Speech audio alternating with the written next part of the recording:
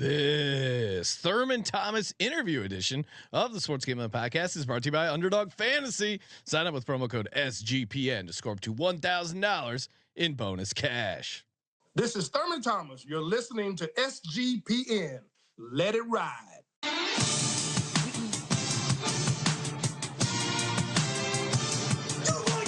Long, Cox.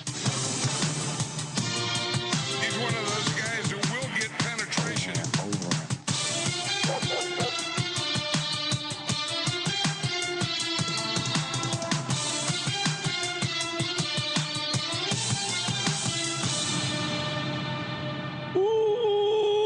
Welcome everyone to the Sports Gambling Podcast. I'm Sean, stacking the money green with my partner in picks, Ryan, Real Money Kramer. What's happening, Kramer? Dog.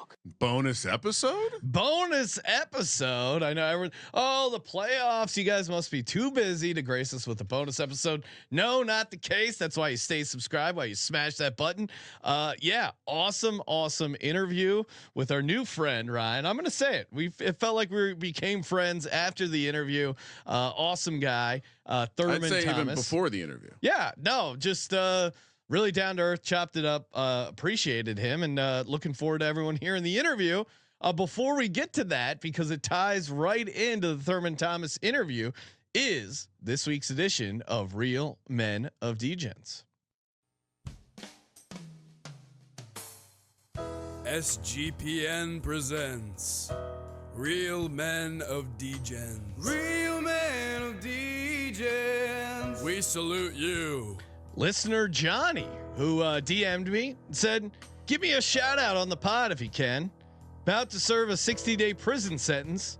Parentheses, some white collar bullshit from back in 2020. So I'll be watching the Bills hoist the Lombardi from Club Fed.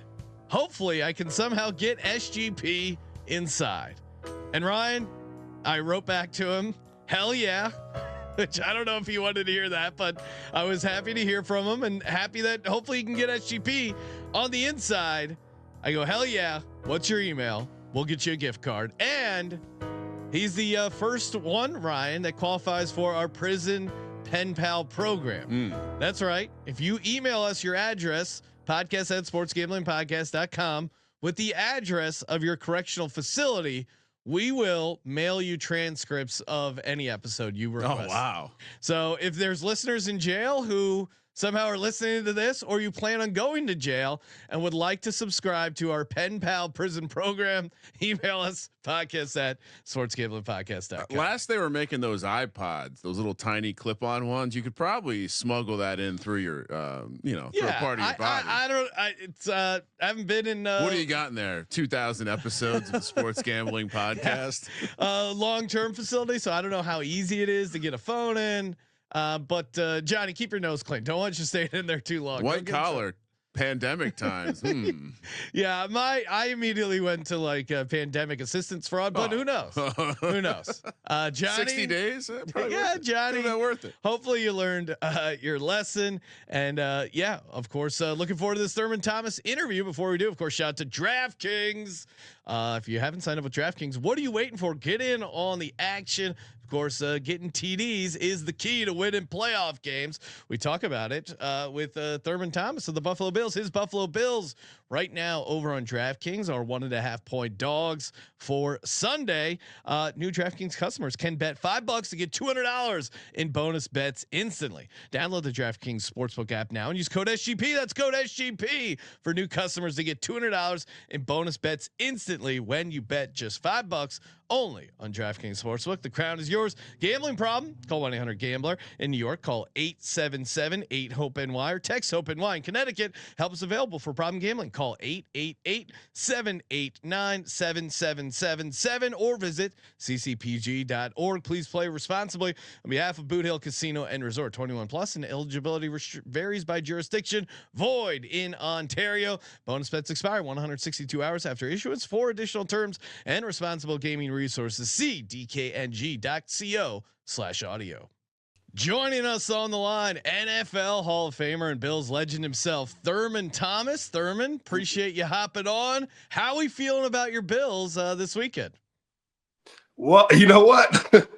I tell you what, I've never really seen this from Bills Mafia, Bills fans all over the world. Um, they're a little worried. Oh, really? Really? Yeah. I just from the sense, because you don't usually when I'm out, like during the regular season or the game against Denver, people will ask me my opinion. And I haven't gotten that a lot this week. Oh, really? Yeah, I haven't got that a lot this week. And I was on a show that I do every Thursday with Steve Tasker, and he said kind of the same thing. So, it is kind of scary having Derrick Henry and Lamar Jackson come in to your building. I mean, it's the phenomenal year that both of those guys had. But you know what though? Like Herm Edwards said, it's why you play the game, yes. Right? Exactly. Yeah. And that's a great transition, because we know Bills Mafia, they are wild animals. And it seems as though, based on my research, you've never made it through the indoctrination of jumping through a table for Bills Mafia. If jumping through the table for Bills Mafia could guarantee a Super Bowl, would Thurman Thomas make that leap? Yeah, I'd make it a couple. I'd make it a couple of times. multiple table jumps. That's what I'm talking about. I would do 4. I would do 4 tables to bring us back to 4 and 4. Oh, I love that. 4 and 4, then add on another one. Maybe if you get that, if you can find that 5th table.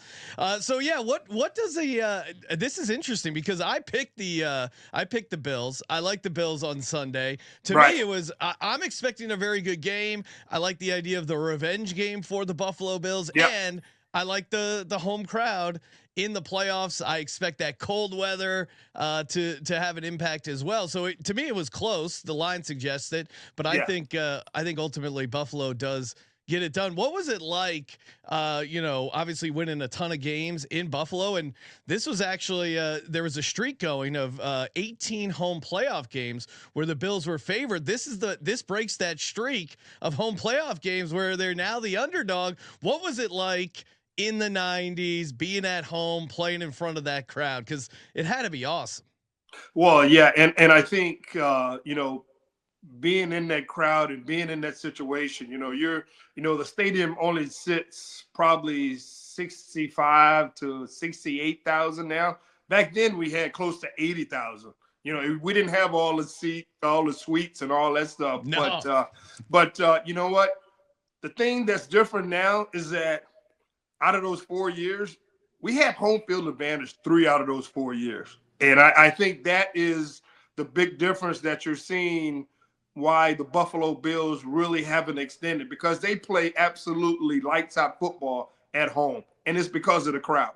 And I think with Kansas City, they're kind of doing the New England Patriot thing. They get the number 1 seed or they get the number 2 seed, and all of a sudden the number 1 seed loses and they got home field advantage for the AFC playoff. So things have been falling in place for the Kansas City Chiefs, but this is going to be an interesting game. The crowd is really going to have to focus in on it. I think this might be the loudest crowd that I will ever hear, because I was out yesterday saying this has to be part of the crowd. It has to be part of Bill Mafia. You have to make a difference. Yeah, they got to pull some creatures from the pit. They got to spray mustard all over them, get the crowd ready. Get the mustard out. No hesitation jumping through the tables. Let's make this happen. It should be a super very exciting game. Looking forward to that. Any other thoughts on the rest of the playoffs? You before we started, you're busting my chops about rocking the Eagles hat, but what else do you any other thoughts in the rest of the playoff games? Obviously Texans Chiefs on Saturday, and then you got the couple NFC games. Any thoughts on the rest of the wild or divisional round matchups? Well, you know what, if you look at Kansas City, they're probably going to beat Houston. I think Houston, they can't play the way that they played the last game, the wild card game, to start off like that with turnovers. This is such a tough year to try to decide who's going to match up who with what. Obviously, everybody wants to see the Detroit Lions and the Philadelphia Eagles. I mean, who doesn't want to see that in the AFC Championship game? Let's go. Right? Right. Well, So I'd rather see the Commanders, Eagles, but right. I'm not scared of the Lions. But if the Commanders somehow win, then the Eagles get the home game. So I'd rather see that at home. But if it ends up being Eagles Lions, knock on wood, I'll be pretty excited about that as well. Interesting. Now you had the rushing record for most rushing touchdowns for the Bills, one of the many records you have in the illustrious career. Did you ever think that the person that would tie and then eventually break your record would be a quarterback? When I saw that stat come up, I'm like, what? Yeah. I mean, you had to assume it would have been a running back, right? Absolutely, I'm thinking it's Yeah. the running back. Yeah. I never thought in a million years after I retired, like, I only had like 65 or 66 because during our time, Marv Levy used Kenny Davis down on the goal line for short yardage. And I understood that, hey, I'm a team player, whatever. I could have ended up with 80-something touchdowns, but I didn't, but I never would have thought that a 6'5", 6'6" quarterback, 235, 40 pounds would break my record. But as you progress throughout the years that this guy has been playing, you can see why. I mean, he's a total athlete. When you talk about the QB position, he can run it, he can throw it, and I know a lot of his touchdowns have been from the 1 yard line, but there's a bunch in there that are outside the 1 yard line. I mean, talking about 15 and 20 and 30-yard runs. This guy is an athlete, and I'm so glad that the Buffalo Bills organization decided to draft him back in 2018. No, well, but how does he doesn't compare to your receiving touchdowns though? That's what we got to lean into. We throw those in, yeah, and Thurman's up to 88 touchdowns. You throw in the playoff touchdowns. Now we're getting over almost over 100. So. We still have you as number one in the record. Yeah. Okay, I appreciate that. Thank you so much, guys.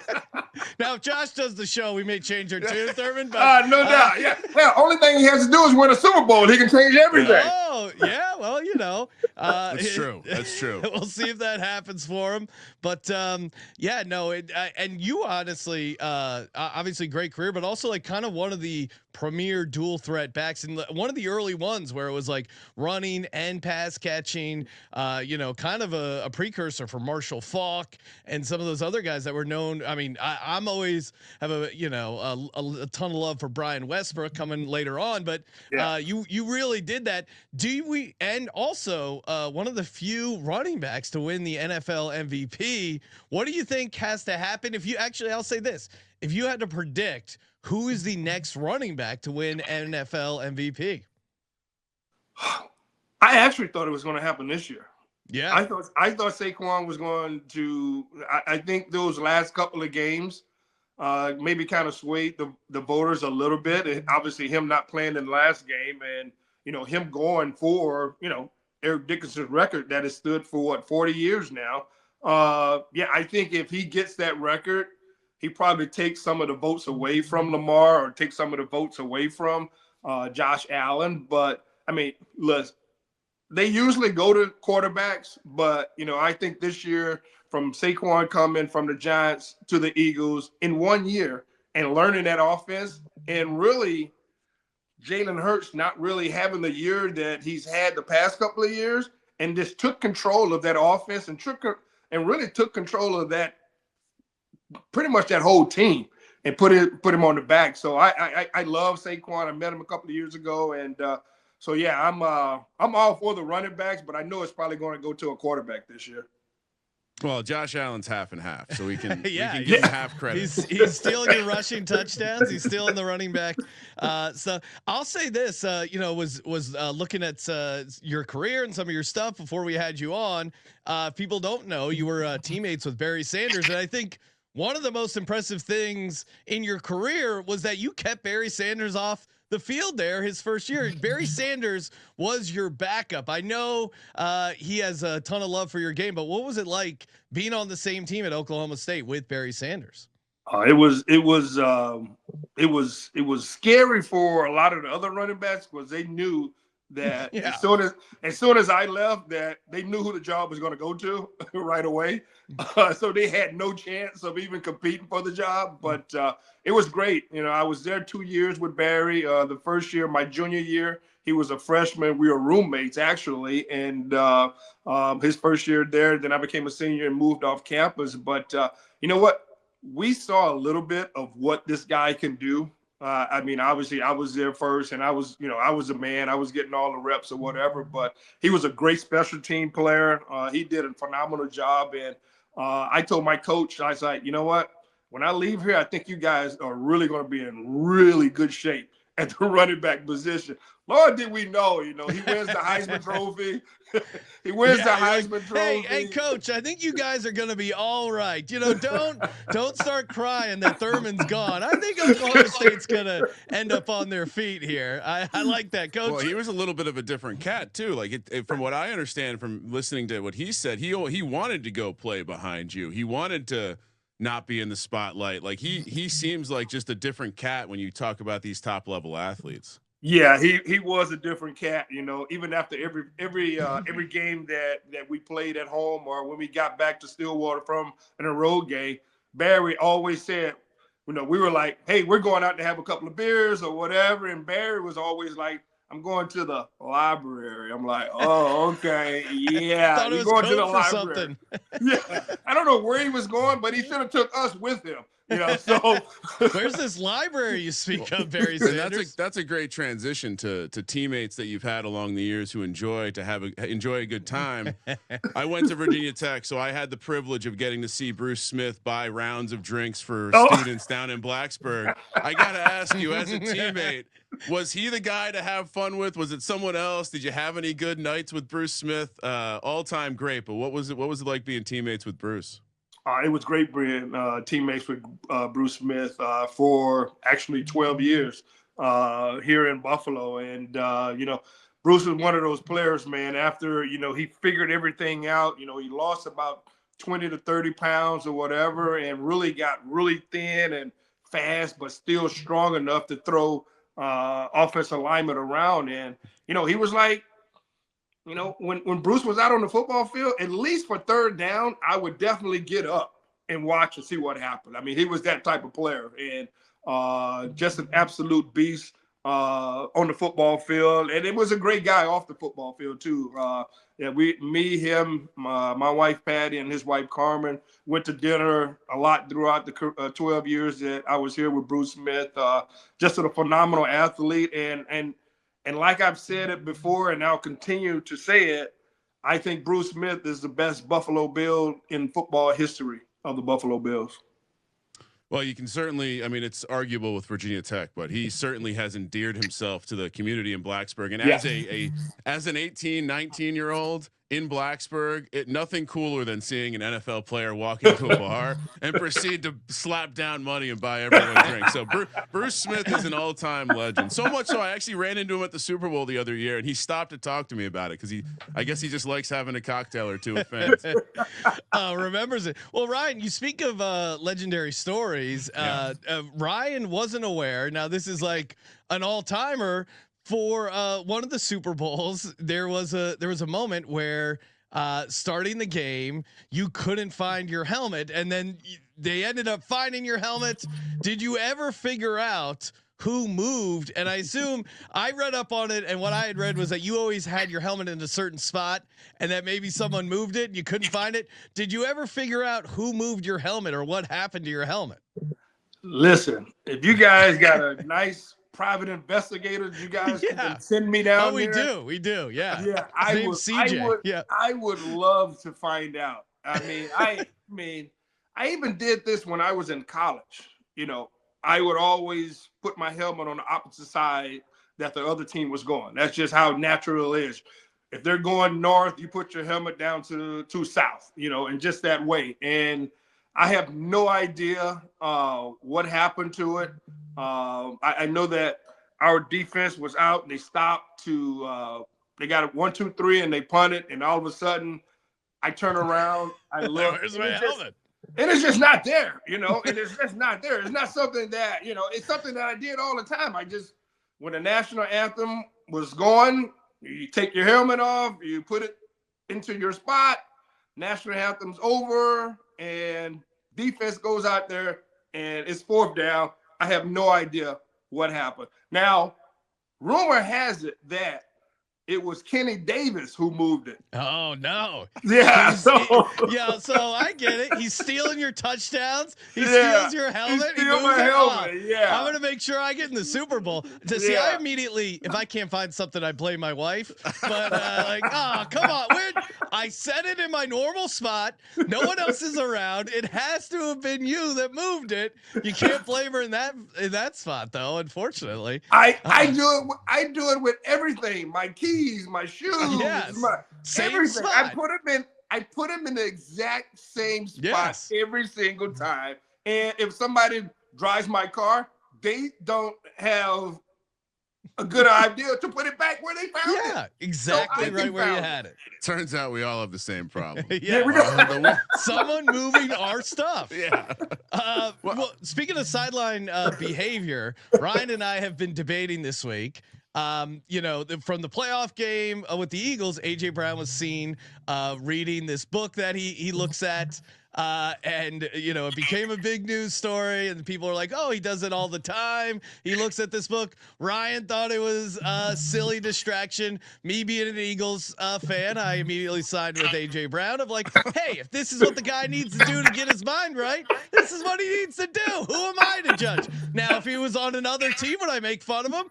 Probably. But Thurman, as an impartial observer, AJ Brown reading a book on the sideline. Are we okay with that? Are we not? How say you on that?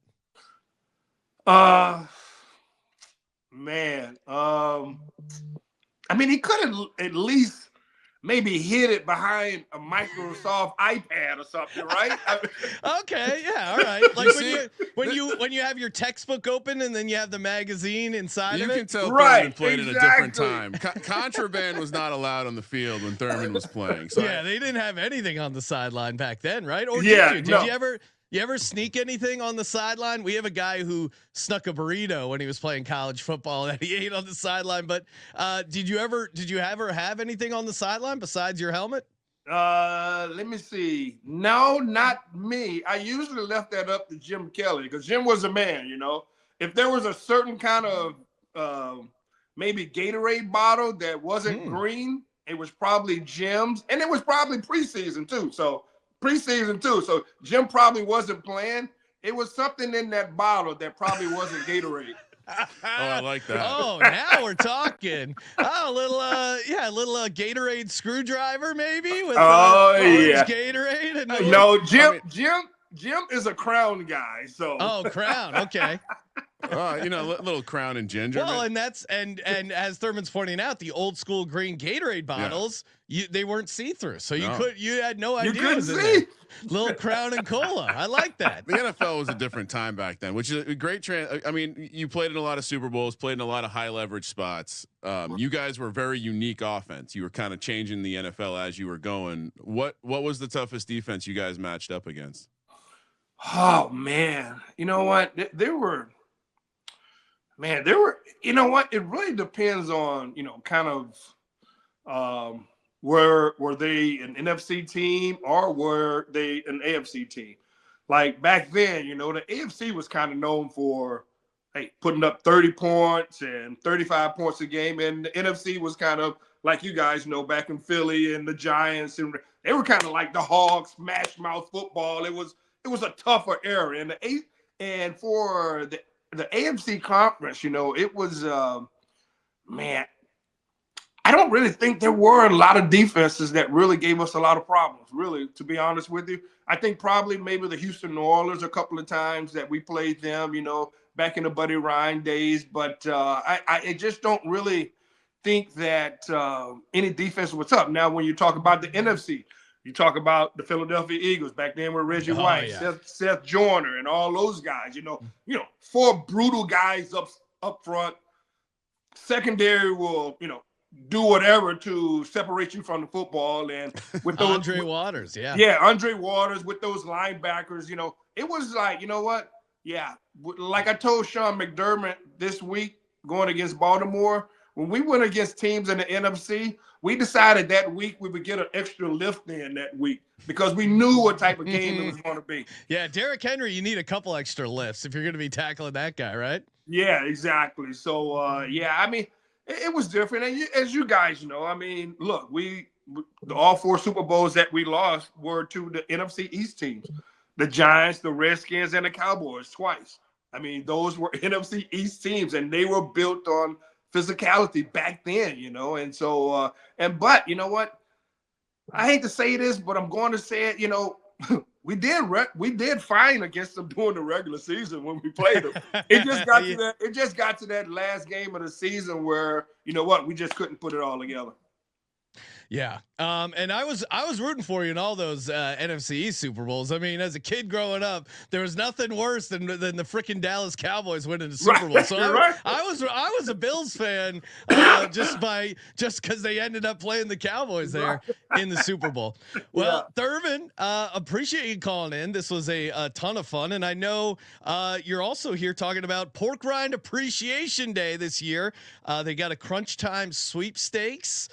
You can enter over at porkrinds.com. Of course, Pork Rind Appreciation Day, February 9th. And you got a chance. Already on my calendar. Already on your calendar. That's great. I love to hear that. I love to hear that. Yes. I let my wife know. I go, hey, honey, February 9th, mark it in the calendar, Pork Rind Appreciation Day. And you can win this awesome prize. You can enter over at porkrinds.com. It includes 2 tickets, airfare, and hotel to the 2026 Super Bowl and a year's supply of pork rinds. Which right there we're talking. So and also the Gridiron Greats Assistance Fund teaming up with Southern Recipe Pork Rinds, which is really a cool thing. So Thurman, appreciate it, man. Thank you so much, guys. I really appreciate it. Had fun with you guys today, and I'm really hoping for a really good game this Sunday with the Bills in Baltimore. I think when you look at both of these teams, it's one goal in mind, which is to get to the next game to see if you can knock off the Kansas City Chiefs. That's pretty much what it comes down to. So, and good luck to the Eagles there. Good luck to them. Come on, Thurman. You don't have to say that. You can. Saquon Barkley, maybe Super Bowl MVP. No. If everything breaks right, Allen. let's go. Josh Allen. Anything for a running back to get MVP, I'm all for it. All right, let's go. I appreciate it, Thurman. Appreciate you calling in, and we'll be rooting for the Bills this week. And porkrinds.com, check it out. All right, go Bills. Big thanks again to Thurman Thomas. Of course, check him out. He's on social media. Give him a follow on X, and of course, porkrinds.com. Big thanks to them for hooking us up there with Thurman Thomas. I think we just plug check him out when his video of him jumping through a table goes viral. I'm sure it will, and maybe he will inspire some mojo from the Bills this Sunday by jumping through a table. Stay tuned. We need to get some other former Bills on to see if we can start a little competition amongst the Bills alumni. Oh, Bruce Smith would mess up a table ride. I feel like you get to a certain age and you got to worry about the hip structure and.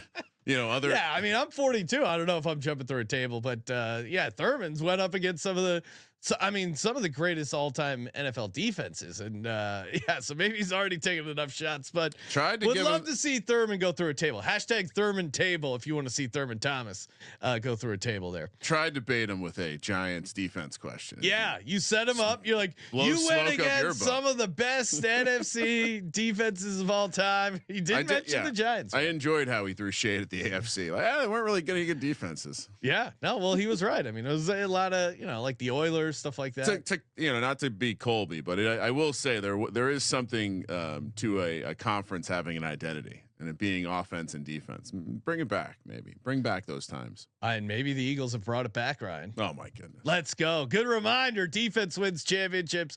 Go Birds. Hey, if you're listening to this on Friday, check us out on VSiN, our show, 11 o'clock East.